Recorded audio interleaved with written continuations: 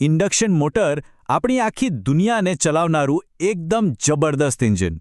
તમે વિચાર કરો, ફેક્ટરીઓથી લઈને આપણા ઘરો સુધી બસ બધે જ છે. પણ ક્યારે વિચાર્યું છે કે આ કામ કેવી રીતે કરે છે? તો બસ આજે આપણે એ સમજવાના છીએ. એની સ્પીડ, સ્લીપ અને ફ્રીક્વન્સી, આ બધા પાછળનું ગણિત શું છે?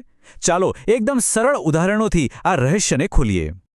તો આપણે જે કંઈ પણ વાત કરવાના છીએ એનો આધાર છે આ સ્ત્રોત. આ કોઈ હવામાં વાત નથી હો, આ તો છે નક્કર ગણતરીઓ. અને આજે આપણે બસ આ જ ગણતરીઓને સ્ટેપ બાય સ્ટેપ સમજીશું, એકદમ સરળ રીતે, જેથી બધું જ ક્લિયર થઈ જાય. તો અહીંથી જ આપણી આખી વાત શરૂ થાય છે.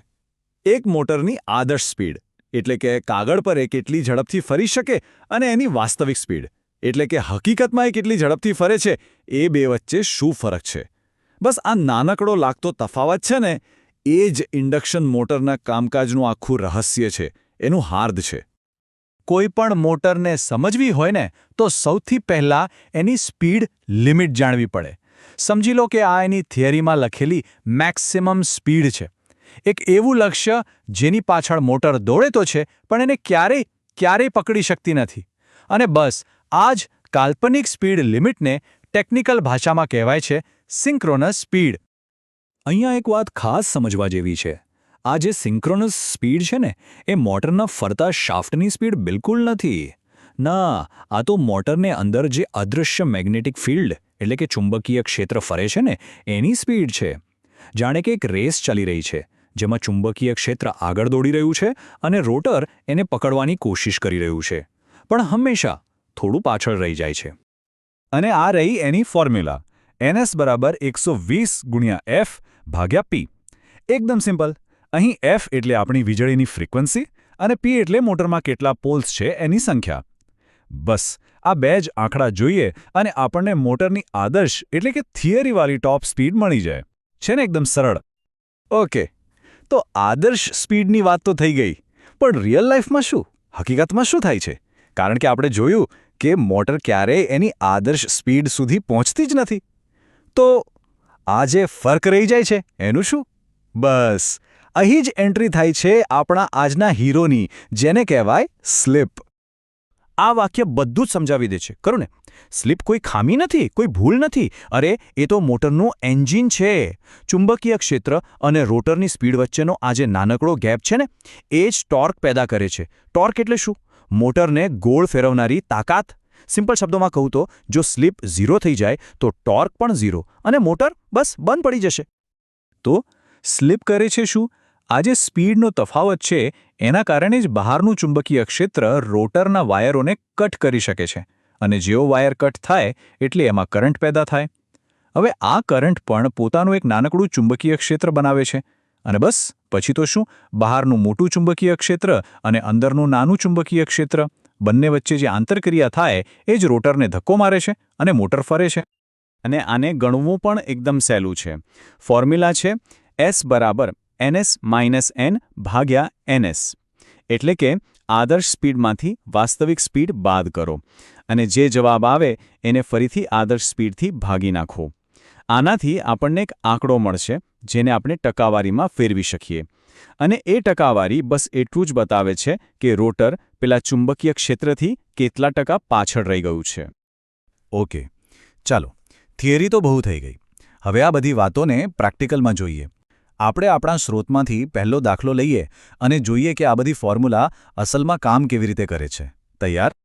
તો આપણને શું શું આપેલું છે? પહેલું, મોટરમાં 6 પોલ્સ છે. બીજું, પાવર સપ્લાય 50 હર્ટ્ઝનો છે. અને ત્રીજું, મોટરનો રોટર 970 RPM એટલે કે રાઉન્ડ્સ પર મિનિટ પર ફરી રહ્યો છે. અને આપણે શોધવાનું શું છે? બે વસ્તુઓ. એક તો સ્લીપ કેટલી છે, અને બીજું રોટરની પોતાની અંદરની ફ્રીક્વન્સી કેટલી છે. આપણે આ દાખલો 3 એકદમ સિમ્પલ સ્ટેપ્સમાં સોલ્વ કરીશું.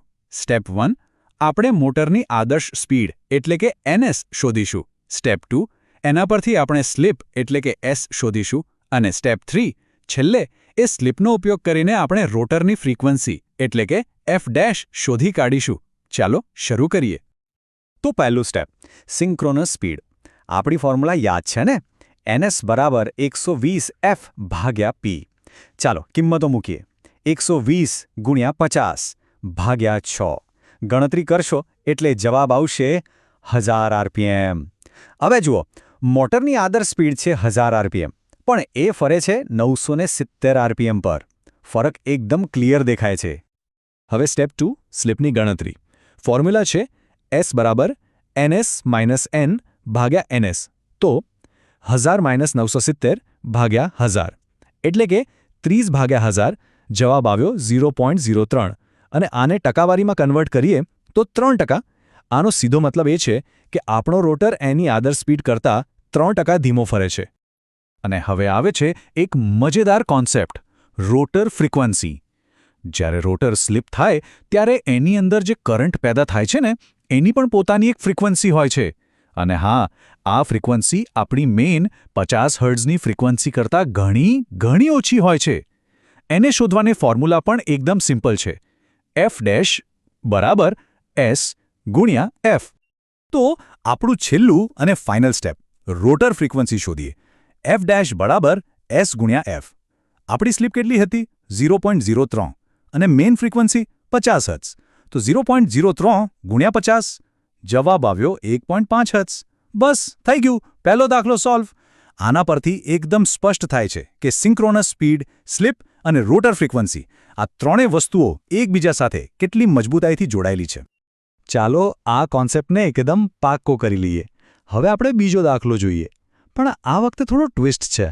આપણને માહિતી થોડી અલગ રીતે આપી છે, એટલે આપણે આ જ ફોર્મ્યુલાને એક નવા એંગલથી વાપરવી પડશે. જોઈએ કે આ કેવી રીતે કામ કરે છે. ઓકે, તો આ દાખલામાં પણ પોલ્સ 6 છે અને ફ્રીક્વન્સી 50 હર્ટ્ઝ છે જ. પણ અહીંયા આપણને રોટરની સ્પીડ એટલે કે n નથી આપી.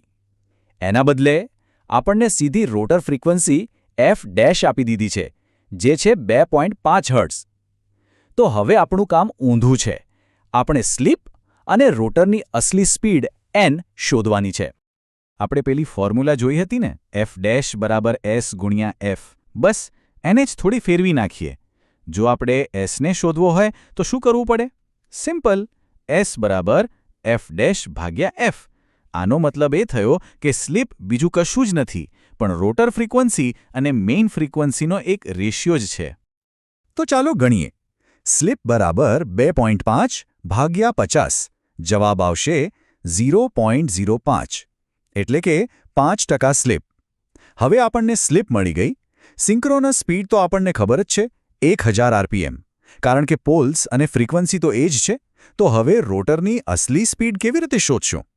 એની ફોર્મ્યુલા છે N = NS × 1 - S. કિંમત મૂકીએ. 1000 × 1 - 0.05 એટલે કે 1000 × 0.95. જવાબ આવ્યો 950 આરપીએમ. જોયું? બધી કડીઓ પાછી બરાબર જોડાઈ ગઈ. વાહ! આપણે 2 અલગ-અલગ દાખલા જોયા અને ઘણા બધા કોન્સેપ્ટ સમજ્યા. તો ચાલો ફટાફટ આખી વાતનો સારાંશ જોઈ લઈએ, જેથી આ મુખ્ય મુદ્દાઓ હંમેશા માટે યાદ રહી જાય. આ ટેબલમાં આપણી આખી વાતનો નિચોડ છે. પહેલું, સિંક્રોનસ સ્પીડ એટલે મોટરની થિયરીવાળી સ્પીડ લિમિટ. બીજું, સ્લિપ એટલે આદર્શ અને વાસ્તવિક સ્પીડ વચ્ચેનો એ જરૂરી ગેપ જેના વગર ટોર્ક જ ના બને. અને ત્રીજું, રોટર ફ્રીક્વન્સી એટલે આ સ્લિપ થવાનું જ એક ઇલેક્ટ્રિકલ પરિણામ. આ ત્રણેય એકબીજાના એવા મિત્રો છે જે ક્યારેય અલગ નથી થતા. અને છેલ્લે એક સવાલ જે વિચારવા જેવો છે.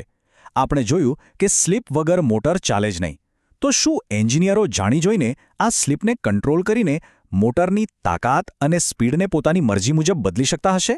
આજે આપણે જે કંઈ પણ સમજ્યા એ માત્ર પરીક્ષાના દાખલા નથી. આ જ રિયલ વર્લ્ડ એન્જિનિયરિંગનો પાયો છે. આ જ સિદ્ધાંતો પર દુનિયાની સૌથી સારી અને એફિશિયન્ટ મોટર્સ બને છે. ક્યારેક વિચારજો આના વિશે.